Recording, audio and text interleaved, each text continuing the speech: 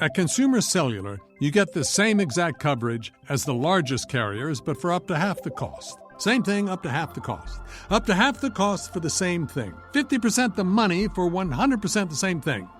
I hope I'm making myself clear. Consumer Cellular. When freedom calls, we're here to answer. Call us at 1-888-FREEDOM. Half the cost savings based on cost of Consumer Cellular single-line 5GB data plan with unlimited talk and text compared to lowest cost single-line postpaid unlimited talk, text, and data plan offered by T-Mobile and Verizon May 2023.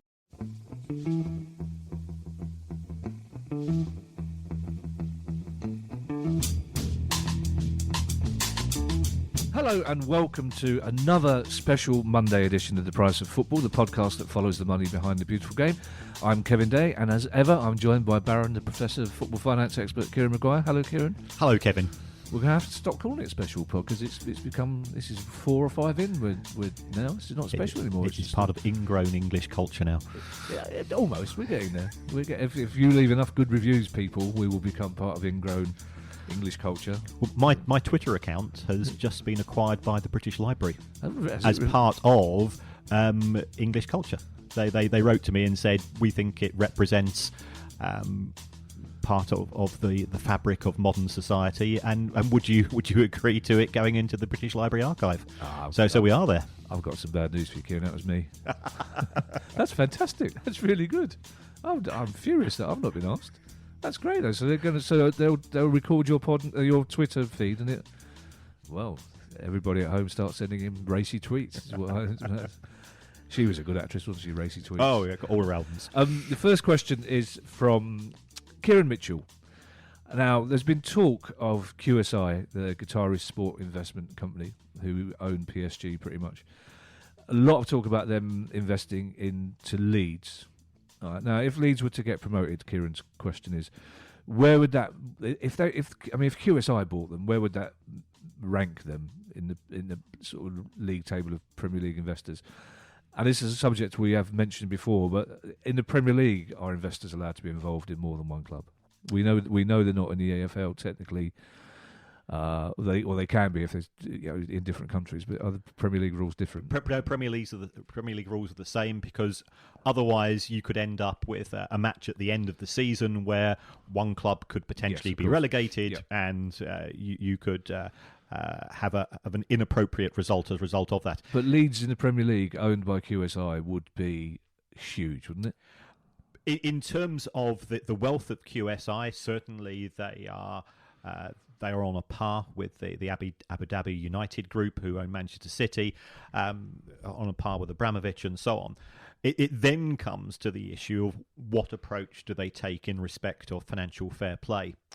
And the Premier League have been a bit coy and a bit vague as to the nature of the penalties. I'm aware of one Premier League club where there is an owner behind the owner, potentially, who is taking the view of, I don't care what it costs for this club to progress to the next level. And if we get fined, so be it, we'll just pay the fines. Which is we've talked about Bet365 wanted to take that approach with Stoke, haven't we, as well? That's right. Now, in the EFL, if there is a breach of financial fair play, one of the sanctions that the EFL have within their armoury is a points deduction. So that could act as a big deterrent for Stoke City. We're not sure what the position is being taken by the Premier League itself. So if it's a fine, you could find QSI come in, they say to whoever the manager is, you've effectively got a blank check, in the same way that Roman Abramovich said to Jose Mourinho when he first came to the club, sign whoever you want, and we'll take that. And Manchester City did exactly the same. But surely QSI, would they not at least publicly pay lip service to the idea of financial fair play and then do what other clubs have done and find a way around it? Because it would seem quite ballsy just to come in and say, you do what you want, we'll pay the fine, and we'll carry on with this uneven playing field. Well, I'm sure if there is a creative accounting scheme around it, they will employ the appropriate advisors to come up with such a vehicle. But Leeds fans won't be complaining, and ultimately, if the Leeds fans are happy, then the owners are happy. Have QSI been sniffing around a Premier League club before? Nothing nothing's been concrete. The trouble with all of these rumours, it's the same way as that we deal with transfers. Somebody posts something somewhere, and then it becomes a story in one of the newspapers. So I'm always cautious to a degree. If you take a look at the ownership of Leeds United Football Club, they're now owned 10% by the San Francisco 49ers. So would they be willing to give up their shares? Right, okay. So who's selling the shares to whom?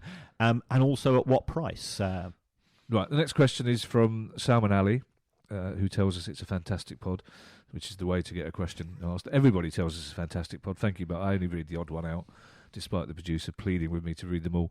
Now, he took, there was a documentary about Salford City recently on the television.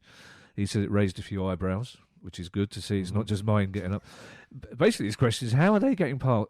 See, he didn't... The raising voice is mine, not Salman's. How are they getting past FFP rules? And how much have the owners put in? Obviously, the class of 92 are the main owners.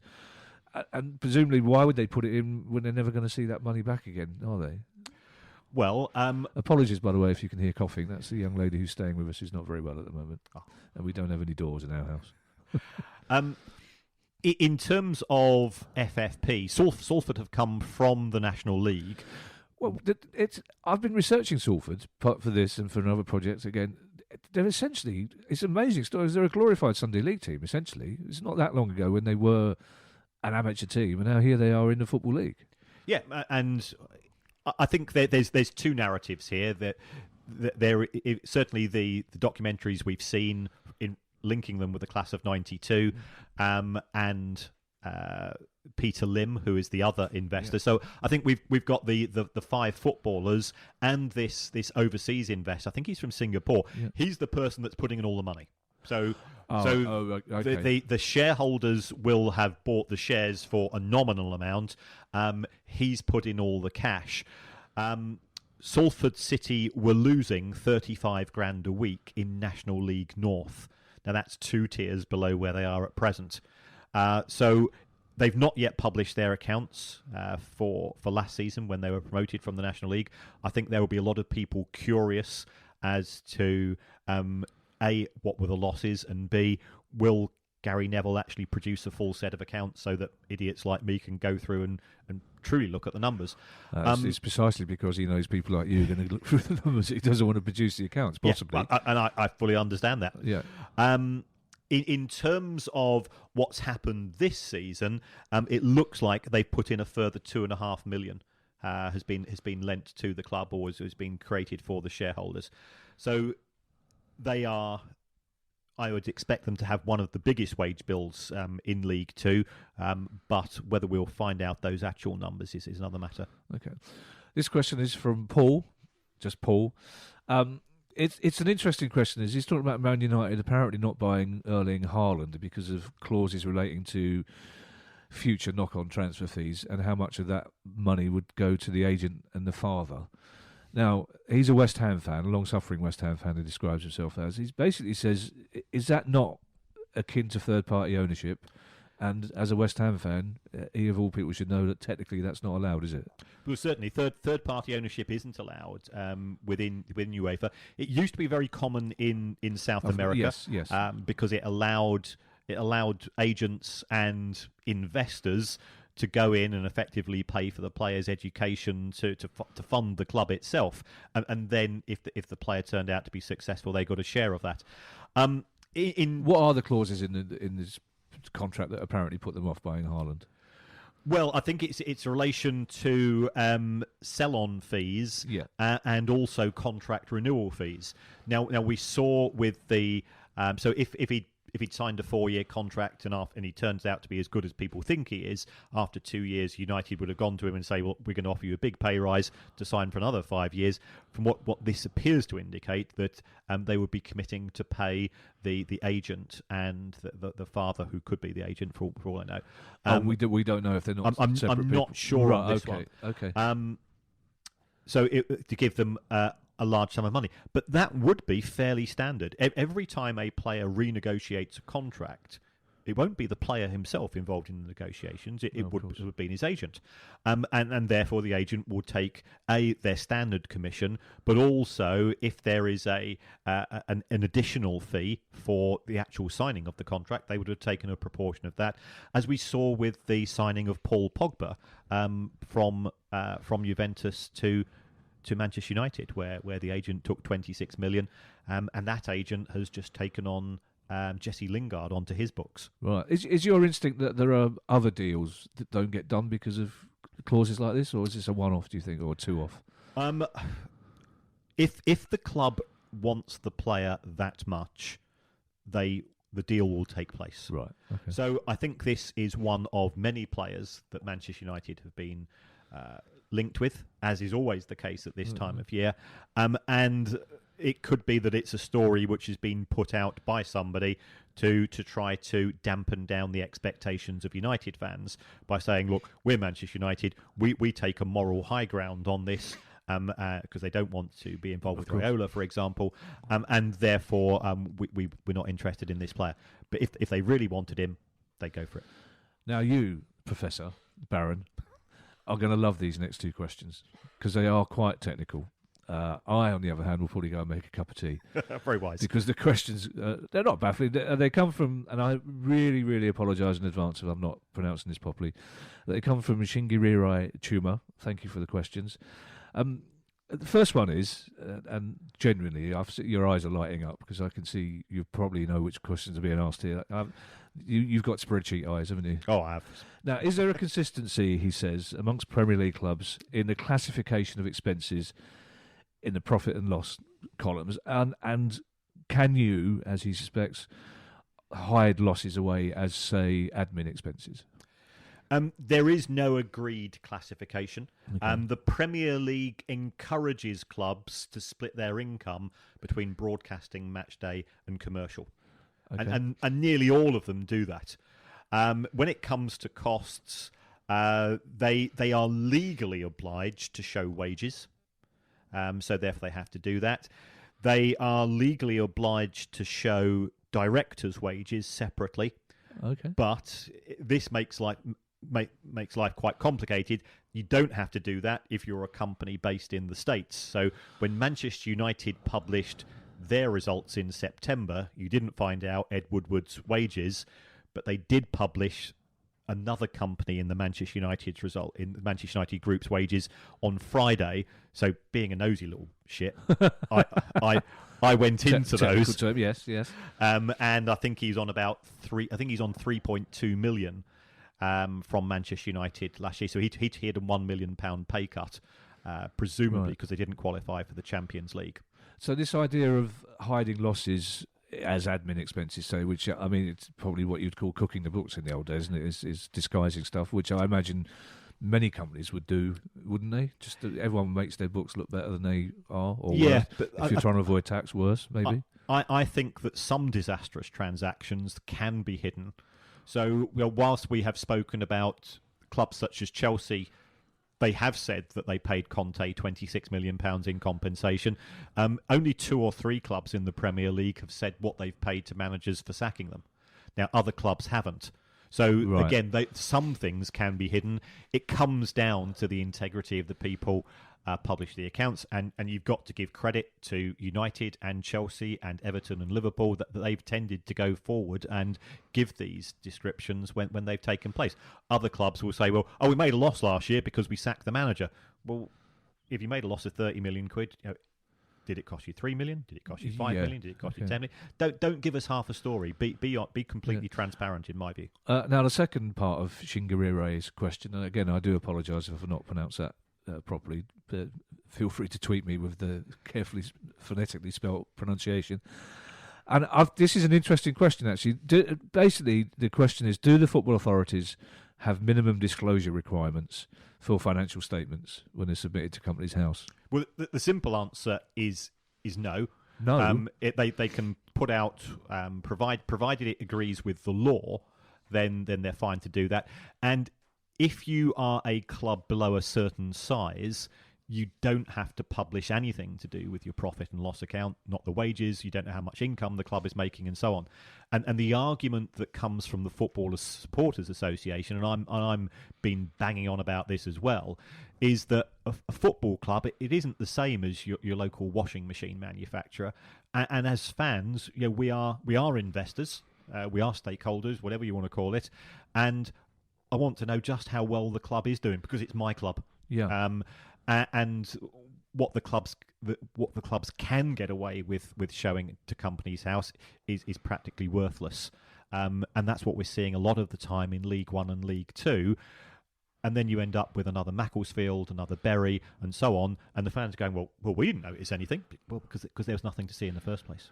Well, it's interesting, I suppose, from my point of view, and it's the reason I was asked to do this pod, because I have no business brain whatsoever, and football finance was a mystery to me, and Guy thought it would be hilarious to pair us up in a kind of odd couple police drama type situation. But if Palace, for example, were to publish detailed accounts, I wouldn't be able to pick up on whether or not they were good or potentially, and there aren't that many people like you who can do that job. So would it have an effect? I mean, because I absolutely agree with the FSA. I mean, I think there should be far more transparency than there is. But clubs have got people who are clever enough to disguise potential problems, and they don't necessarily want fans to realise that there are issues, and they certainly don't want potential investors to realise these things, do they?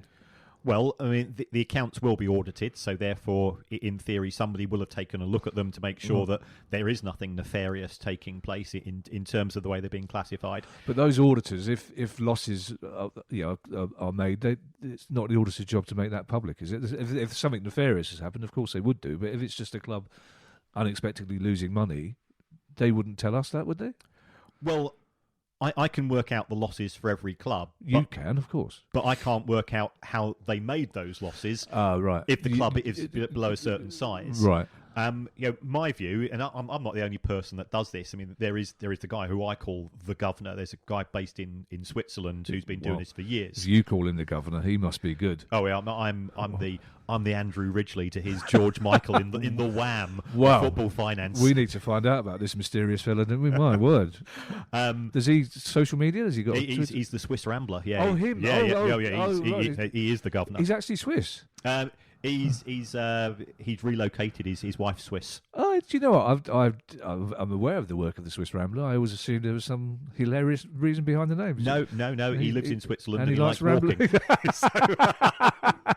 Okay, fine. So yes, his work is. So his work is the gold standard as far as I'm concerned. Wow. And we're not all idiots as football fans, as the club owners like to make out. Now, as indeed I implied 5 minutes ago. Yes.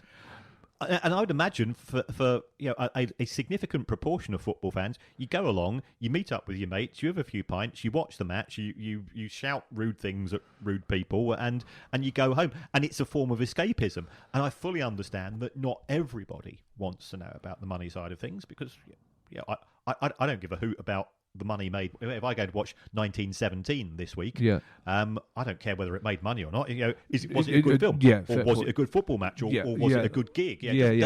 So, but if it affects the future of the club in terms of survival or being acquired by a mysterious foreign investor, I think I am entitled to a little bit more information and a little bit more knowledge. You mentioned people taking over clubs. They will go through the books with a fine-tooth comb, because that's due diligence. It's the equivalent of you buying a house. What do? You get a surveyor to go in, and they're the professionals, and you rely upon their opinion. Did I mention my house hasn't got any doors? I believe I mentioned that in passing, didn't I? So that's an indication, isn't it? The final question, it comes from James Audley. Thank you for your question, James. It's probably hypothetical, but I think it's a very good question. We talked about the proposed changes to the Champions League recently, and James's question is: would a British league work financially? Would broadcasters and fans like it? Would it kill off smaller teams? And we're talking, if I spent a lot of time in Scotland during the Edinburgh Festival. I love Scotland, interested in its history and its culture and its football. And of course, fans of clubs like Aberdeen, Hibs, Hearts will say, well, it's if you're going to have a British league, it shouldn't just be Celtic and Rangers. We should be involved as well. and part of you inside thinks, well, good luck to that, because it's only really Celtic and Rangers that would ever, I think, become part of a British league, I'm assuming. But I mean, how logical is it? Because it's one of those things, is that every 5 years somebody says, come along, well, let's get Celtic and Rangers into the Premier League, although whether they would survive there is a different question. But is this something that you think could happen? And what would it do to smaller clubs either side of the border if it did? If the Champions League expanded Super League takes place and the likes of Liverpool and Manchester United disappear out of the Premier League, yeah, I think it could work. Because all of a sudden, filling that vacuum, you've got West Ham, Everton, Newcastle, Glasgow Celtic, Glasgow Rangers. Yeah. And if you've got 20 teams in that league, well, there's no reason why Aberdeen or Hearts or Hibs couldn't be there, for the same reason that we presently have Burnley and Bournemouth, who are relatively small towns.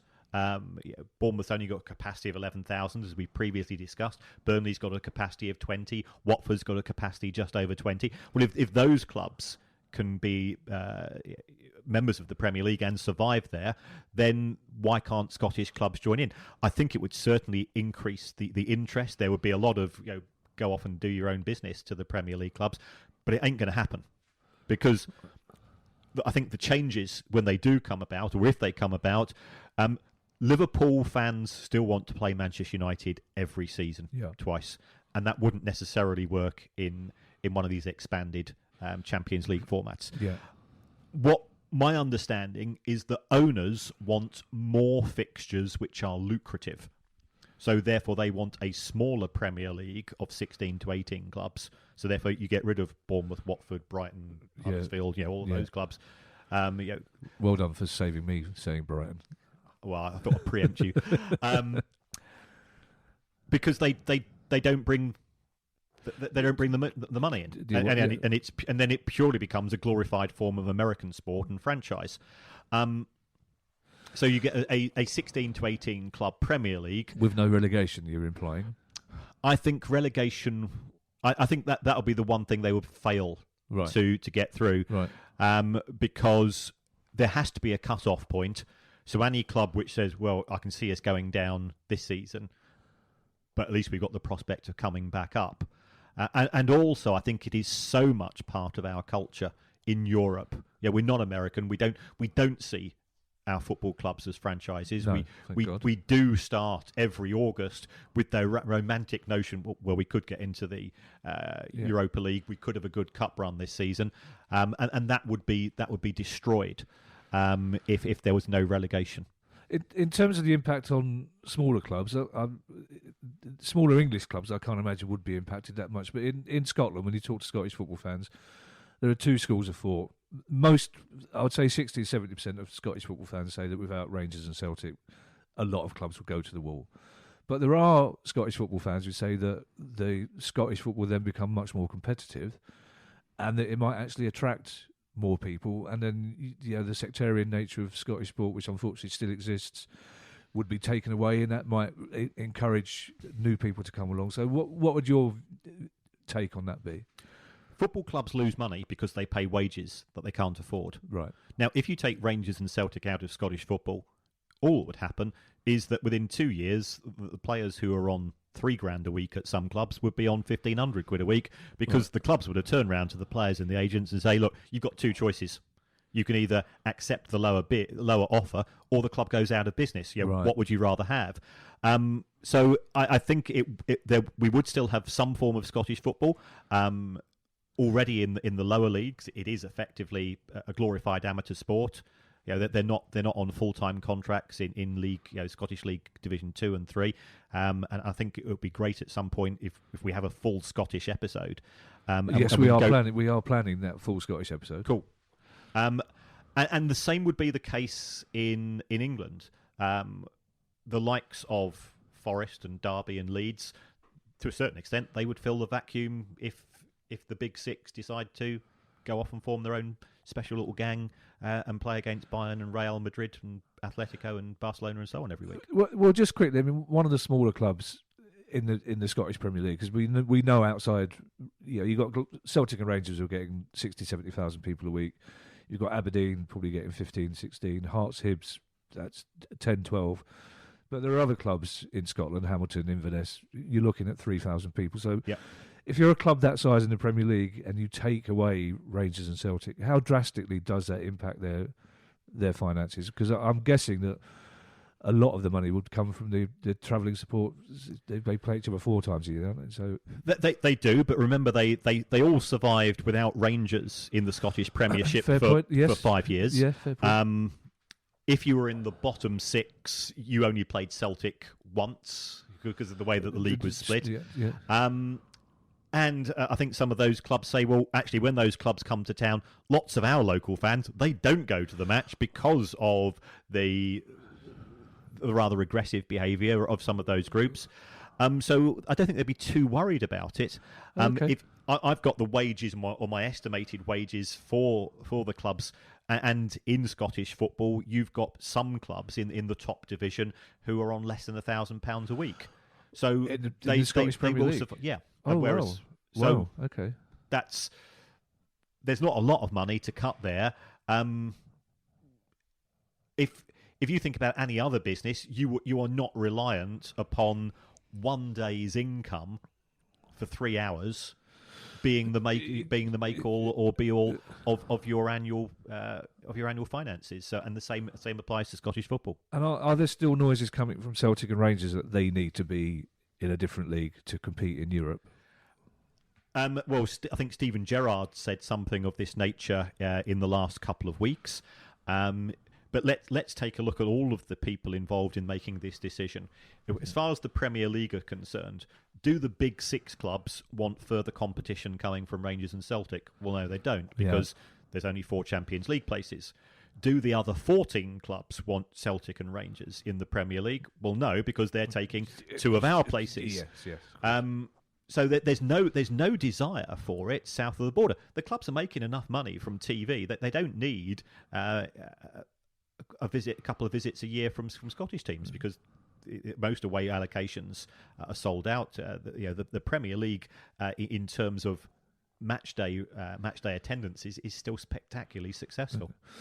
We are, Scottish listeners, I promise you, we are planning that Scottish special, because we're trying to get somebody very high profile from the Scottish FA to be a guest and join us. So we will look forward to that, and we look forward to joining you again on Thursday. This is Monday, yes. It gets confusing, doesn't it? Yeah, we look forward to joining you again on Thursday. Thank you for listening. Thank you for your questions. Keep them coming. questions@priceoffootball.com. The Price of Football is a DAP production. Please leave reviews where you leave reviews. Make them good ones, and we'll see you soon. Take care. Cheerio, folks. The Price of Football.